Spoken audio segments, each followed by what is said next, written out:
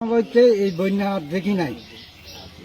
আহি সময় দেখছি তুফান হয়েছে, রাত্রে হয়েছে, সকালে শুকে গেছে। এটা ইন্ডিয়ার পানি ছাড়ি দিয়ে আমাদেরকে এই করতে দিচ্ছে। আর এখান দিয়ে 4 লক্ষ টাকা যদি কষ্ট।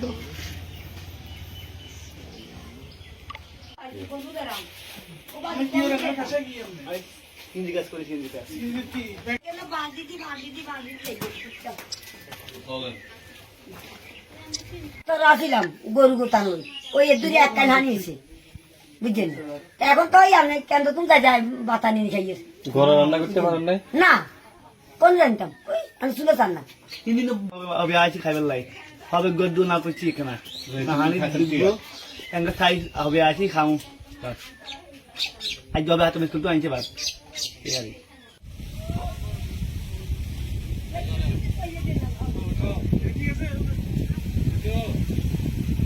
ওই পান সিগারেট গাছ নষ্ট হয়ে গেছে, ওগুলো ভিজা মধ্যে সব শেষ। হোটেলের সাথে দোকান বর্তমানে এখানে আশ্রয় কেন্দ্রে আছে।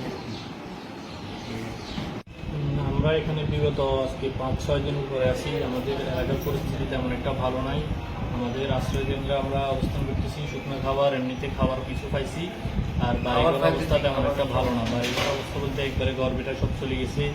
এলাকার পানি এখনো অনেক আছে, উঁচু পানির অনেক, প্রায় 5-6 ফিট উপর পানি রয়ে গেছে। আমাদের যে ঘরের ভিটা আছে, ভিটাটা পানি ধসে চলে গেছে। পরিবেশে থাকার মতো এখনো কোনো অবস্থান নাই, অনেক কষ্টে আছি। এমনিতে আশ্রয় কেন্দ্রে খাওয়া দাওয়া পানি তেমন একটা সমস্যা হচ্ছে না, বাড়ি ঘরে আশ্রয় নিতে পারতেছি না। সব মিলিয়ে এরকম পরিস্থিতি।